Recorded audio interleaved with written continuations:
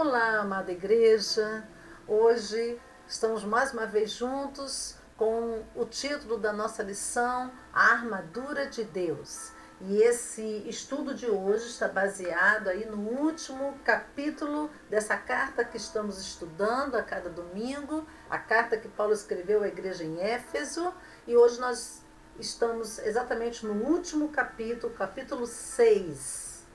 E eu gostaria que você, juntamente com a sua família, separe esse momento para estudarmos a palavra de Deus, para nos revestirmos dessa porção da verdade, da palavra de Deus em nossas vidas. Efésios 6, do verso 10 até o verso 17, nós estaremos aí transcorrendo toda a nossa lição de hoje. E como eu disse, o nosso título é Armadura de Deus. Diz assim, nos 3 primeiros versículos do nosso estudo, versículo 10 ao versículo 12. No demais, irmãos meus, em outras versões é finalmente, fortalecei-vos no Senhor e na força do seu poder, revesti-vos de toda a armadura de Deus, para que possais permanecer firmes contra as ciladas do diabo.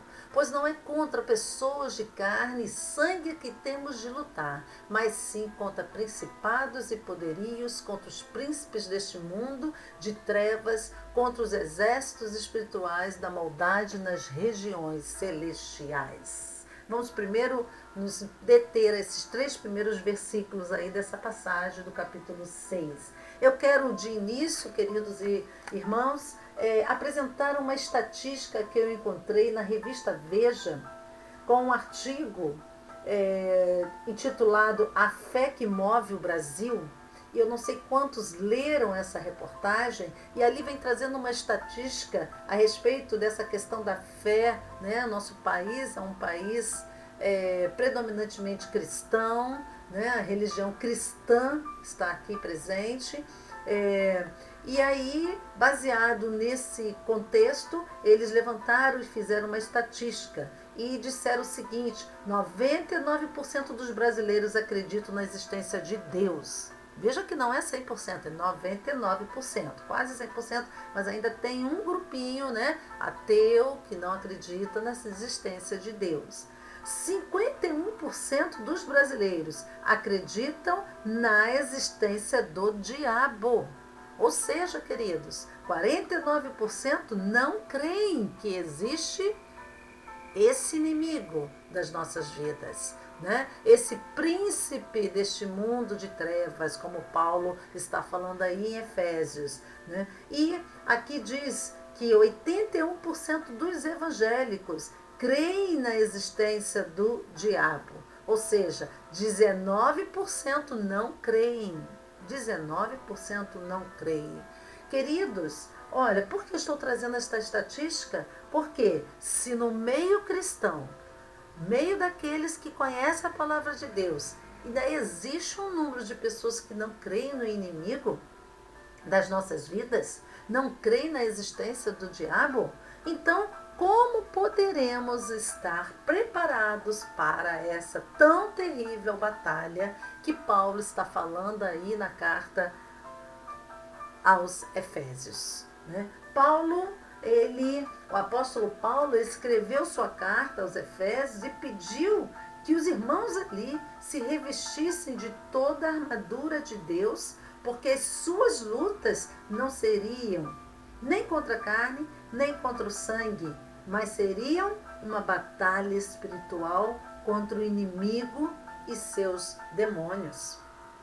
É isso que está aí nesses 3 primeiros versículos do capítulo 6, a partir do versículo 10, 11 e 12. Agora, se desconhecemos que vivemos numa luta espiritual, se não queremos crer que existe um inimigo de nossas vidas, como estaremos nos preparando para isso? É por isso que eu trouxe de início essa estatística, porque infelizmente ainda existem muitos que nem creem. Se eu não creio, eu não tenho como me preparar, eu não sinto a necessidade de estar preparado e vice-versa.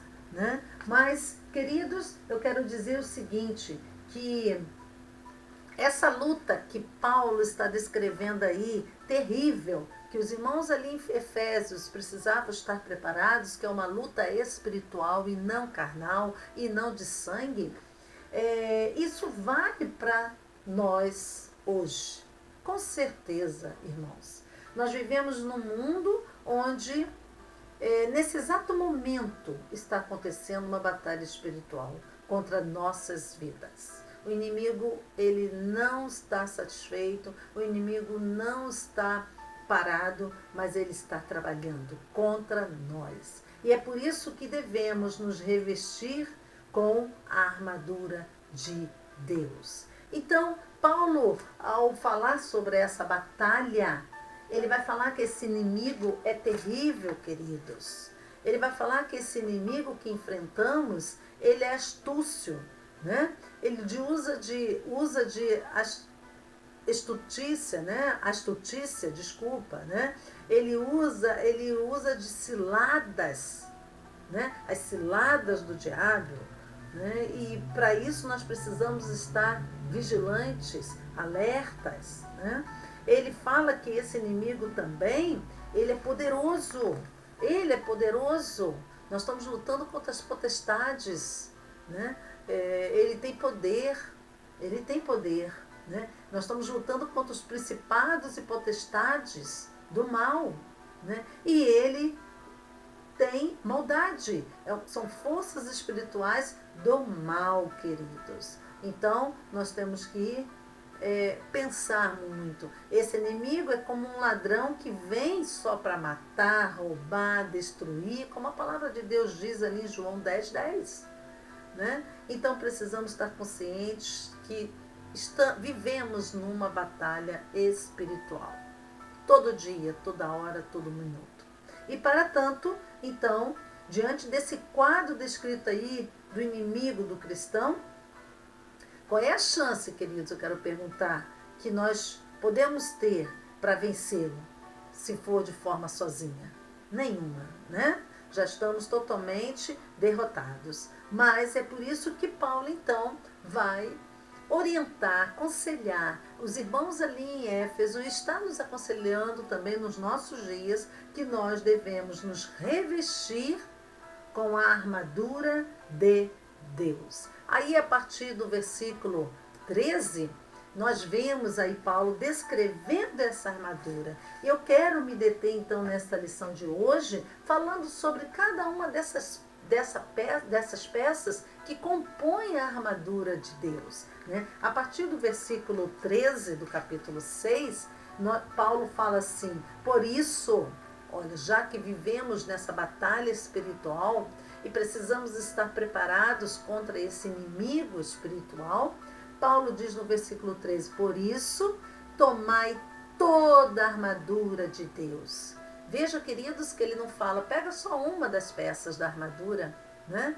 Não, pegue todas, tomai toda a armadura de Deus. Eu não posso só usar o escudo da fé e deixar de usar a espada do Espírito. Eu não posso estar só com o capacete da salvação, mas esquecer dos sapatos, das sandálias ali, da pregação do Evangelho, né? Não posso botar só o cinto da verdade e esquecer da couraça da justiça. Mas Paulo fala, tomai toda a armadura de Deus.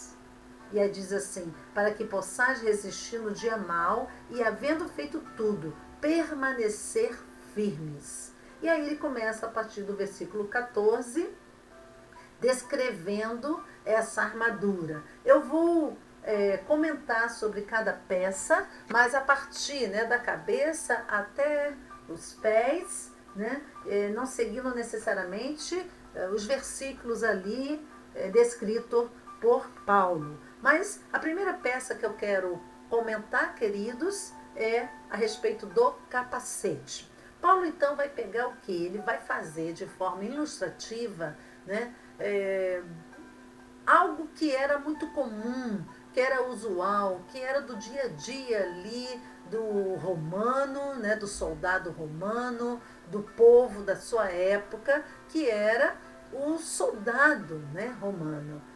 E ele faz uma analogia da armadura de Deus, né, comparando a esse exemplo aí do soldado romano. Algo que era muito comum ali, tanto para os irmãos na igreja em Éfeso, como para aquela época, daquela região, aquele período. Então, a primeira peça que eu quero descrever é o capacete, né? O capacete da salvação. Veja, todo soldado romano, ele usava o capacete, né? Para se proteger. Se proteger dos possíveis ataques, né?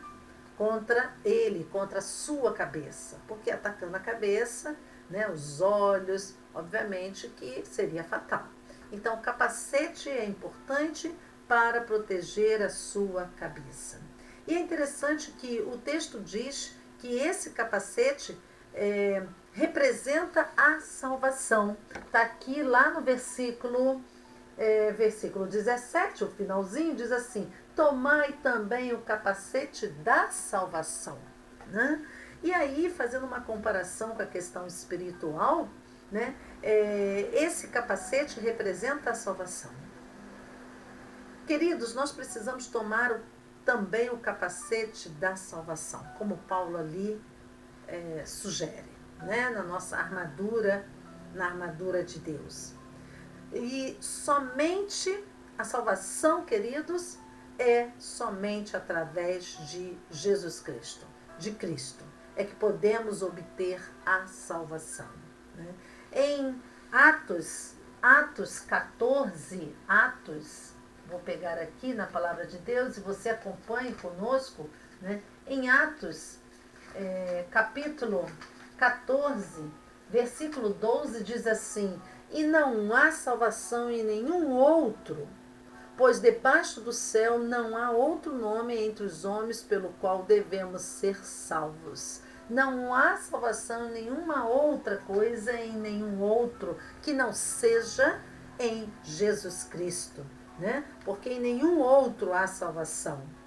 A salvação somente através de Jesus Cristo.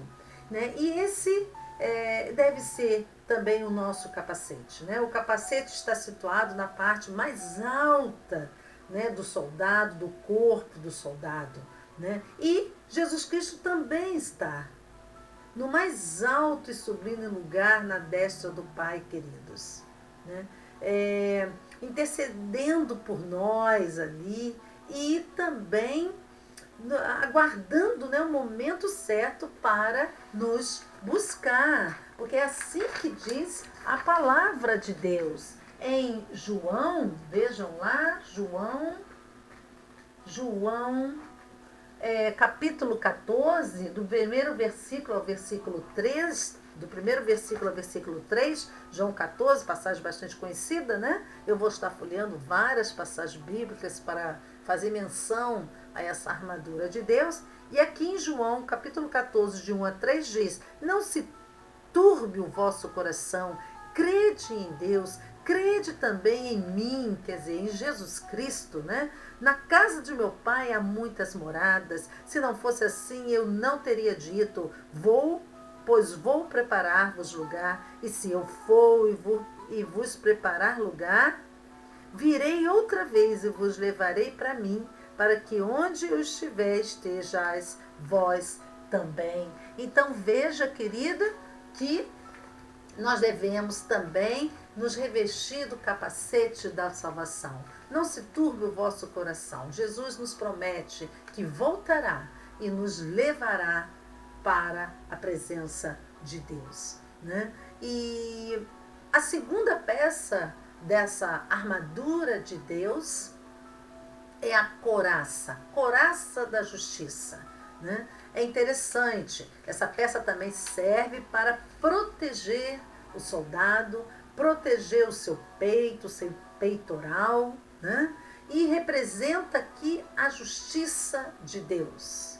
Então, nos revestirmos da couraça da justiça é nos revestirmos da justiça de Deus. O nosso Deus, queridos irmãos, é justo. É um dos atributos do nosso Deus. Ele é justiça. Ele é justiça. E nós devemos nos revestir da couraça da justiça de Deus. Deus é justo de duas formas. A palavra de Deus nos diz que Ele é justo para abençoar os seus fiéis. E a justiça de Deus também é para punir os infiéis. Deus é justo para abençoar os fiéis. Nós podemos ver ali em Hebreus, né? Hebreus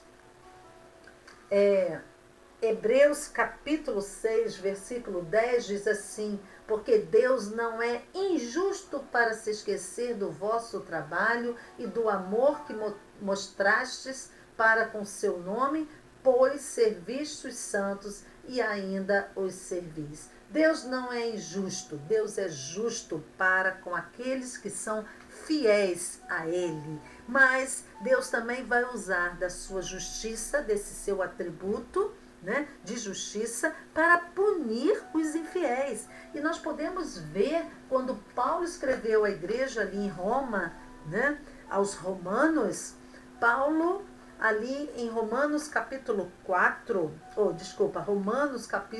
1, versículo 18, falando sobre a justiça de Deus, Paulo fala ali: pois a ira de Deus se revela do céu contra toda impiedade e injustiça dos homens que impedem a verdade pela sua injustiça. Então, Deus também usará de justiça para punir os infiéis, né?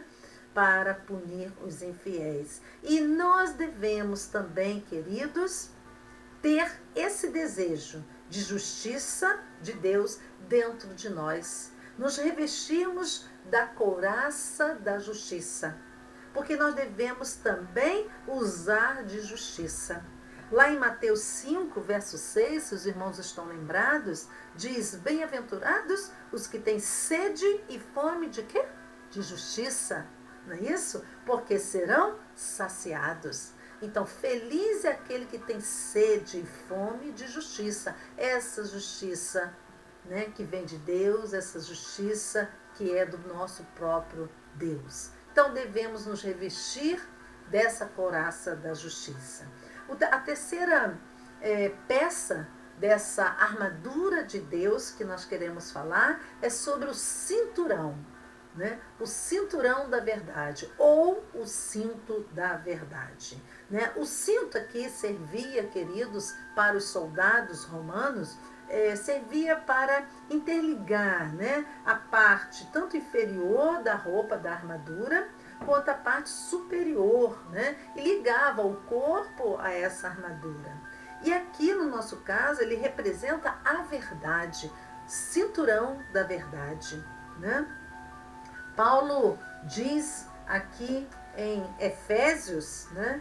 Efésios, ele fala aqui, portanto, permaneceis firmes, trazendo em volta da cintura a verdade, né? Trazendo em volta da cintura a verdade, né? Paulo então fala sobre isso, né? Que nós estejais, pois, firmes, sendo cingidos os vossos lombos com a verdade. E aí a gente pode pensar nessa questão da verdade. Irmãos, a única verdade que precisamos conhecer é Jesus Cristo, né? Ele mesmo se apresenta como sendo a verdade, né? Em João 8,32, o que diz a palavra de Deus? Conhecereis a verdade e a verdade vos libertará, né? Conhecereis a verdade e a verdade vos libertará. Na passagem de João 14, verso 6, outro versículo bastante conhecido por todos nós, o próprio Senhor Jesus se apresentando como sendo a verdade, né? Ele diz: eu sou o caminho, a verdade e a vida. Ninguém vai ao Pai, ninguém vem ao Pai, ninguém chega a Deus se não for por intermédio desta verdade, deste caminho, desta vida que é o próprio Senhor Jesus. Então, queridos, nós precisamos nos revestir desse cinturão da verdade, desse cinto da verdade, que é o próprio Senhor Jesus em nossa vida, né? A quarta peça que nós queremos mencionar, que faz parte da indumentária e da armadura de Deus, são os sapatos, as botas, as sandálias, né? Como você queira falar, né? As sandálias do Evangelho da Paz. As sandálias do Evangelho da Paz. Aqui em Efésios, Paulo, então, fala assim: calçando os pés com a disposição para o Evangelho da Paz. Com disposição, né? Então, nós precisamos... Esse deve ser, né, queridos, o tipo de caminhar do crente em Cristo Jesus. Ele precisa, durante toda a sua caminhada, estar calçado, né, com as sandálias do Evangelho da Paz, pregando o Evangelho, pregando as boas novas, anunciando essas boas novas. Esse deve ser o nosso caminhar. Por onde estamos passando, nós estamos divulgando as boas novas. Nós estamos falando da transformação que Jesus Cristo fez em minha vida, em sua vida, através da nossa vida, né, através do nosso agir, do nosso falar e até da nossa pregação mesmo, da palavra de Deus. Mas a nossa vida tem que falar alto, e com isso nós estamos pregando, estamos nos colocando as sandálias da pregação do Evangelho. Isso faz parte da armadura de Deus. A outra peça que nós queremos falar, queridos, é sobre a quinta peça aqui, que é a espada de Deus, né? A espada de Deus, a espada do Espírito, né? A espada do Espírito está ali. Vejam vocês que até então nós estamos falando de algo que faz parte da armadura de Deus, mas que está nos defendendo. A espada é o único instrumento de ataque, porque ainda vamos falar sobre o escudo da fé, obviamente, né? Mas eu quero falar agora da espada do Espírito, que faz parte dessa armadura de Deus. A espada é o único instrumento de ataque, né? E representa a palavra de Deus. A palavra de Deus é a nossa espada. É a única arma que temos, queridos, para atacar. Veja só, né? E aqui, quando eu penso na espada do Espírito, que é a palavra de Deus, não tem como não pensar no próprio exemplo de Jesus Cristo, que nos deixa, né, que fez bom uso da espada, né? Que estava preparado na palavra. A palavra foi usada bem afiada no momento quando Jesus estava ali no deserto, né? Sobre a tentação de Jesus. Jesus estando ali 40 dias e 40 noites e tendo ele ali jejuado, ele estava com muita fome, ele estava totalmente enfraquecido em termos do alimento material, mas ele deixa um exemplo para todos nós, que espiritualmente ele estava muito bem alimentado e preparado, né, com a palavra de Deus na sua mente, no seu coração, e fortalecido, sustentado pela palavra ali no deserto, né? Quando ali depois desses 40 dias, o diabo, sabendo, né, que ele estava enfraquecido, o diabo vai tentá-lo, vai tentar Jesus. E aí todos nós conhecemos muito bem essa passagem, né? Quando o diabo então começa a tentar Jesus, começa a mostrar proposta para Jesus cair ali, né? Ser derrotado, o que acontece? Jesus usa da espada do Espírito. Jesus usa da palavra de Deus. E aí Jesus diz, né? Vai-te, Satanás, porque também está escrito, né? Ao Senhor teu Deus adorarás e só a Ele servirá, né? E cada vez que o diabo ali tentava Jesus, Jesus usava da palavra de Deus, da palavra, né? Da espada do Espírito para atacar o inimigo. E Jesus foi vitorioso, né? Foi vitorioso. O salmista, queridos, o salmista também nos fala no Salmo 119, versículo 16, Salmo 119, versículo 16, diz assim: ampara-me, ou seja, sustenha-me, né? Em algumas outras versões, ampara-me conforme tua palavra, para que eu viva, né? Ou seja, para que eu não seja derrotado. Me ampara com a tua palavra, né? E não permitas que eu seja envergonhado por causa da minha esperança. Então, o salmista também fala, né, para que Deus o permita ele fazer o bom uso, né, da palavra, e essa palavra vai o sustentar, o vai derrotar frente a esse inimigo. Queridos, e agora, por último, a última peça, e eu não deixei por último por ser menos do que qualquer outra, né? Mas, por último, queremos apresentar na armadura de Deus é o escudo. O escudo da fé. Escudo da fé, né? E Efésios 6, na nossa passagem de Efésios, né? Efésios 6, versículo 16, Paulo então fala ali: e usando principalmente o escudo da fé, é mais um instrumento para a nossa defesa. Como eu disse, todas são de defesa, nós só temos um instrumento para ataque, que é a espada do Espírito. O escudo da fé é mais um instrumento para nos defender. Então, Paulo diz aqui no versículo 16: e usando principalmente o escudo da fé, com a qual podereis apagar todos os dardos em chamas do maligno. Do maligno. O maligno está lançando sobre nós, né, chamas inflamáveis, né, para nos derrotar, queridos. E esse escudo é o escudo da fé.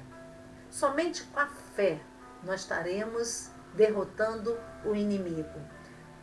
Em Hebreus, né, o autor aos Hebreus, ele fala ali, ele define o que é fé, né? E nós vamos aqui, mais uma vez, relembrar então o que é fé. A fé é o firme fundamento das coisas que se esperam e a prova das coisas que não se veem, né? E então é através da fé que nós vamos estar nos defendendo contra contra os dardos em chamas do maligno, né? Assim diz Paulo. E, queridos, na vida espiritual é ela, a fé, né, que é o nosso escudo contra as investidas do maligno. Ok? Então, se alguém diz, né, que você é uma pessoa derrotada, querido, né, que você não vai vencer essa luta do dia a dia, você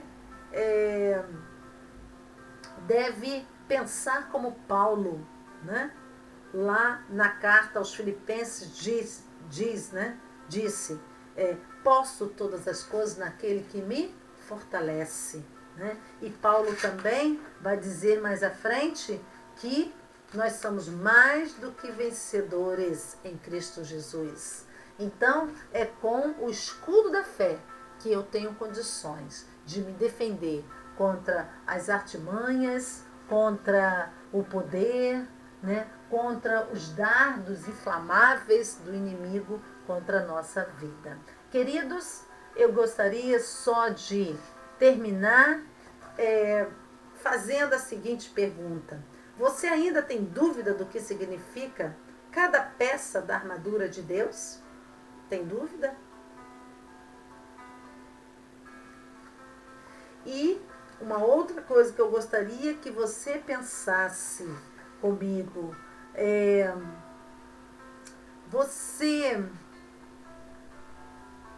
você está revestido dessa armadura de Deus? Ou de quais partes da armadura de Deus você está precisando se revestir? Como eu disse, Paulo no início ele diz: tomai toda a armadura de Deus. Eu não posso permitir nenhuma área, né, uma brecha para o inimigo entrar. Que Deus possa está, né, através da palavra de Paulo, desse trecho da carta aos Efésios, possa estar falando aos nossos corações, de forma que nos autoavaliamos e possamos sentir a necessidade de estar nos revestindo da armadura de Deus. Que Deus possa nos abençoar. Amém.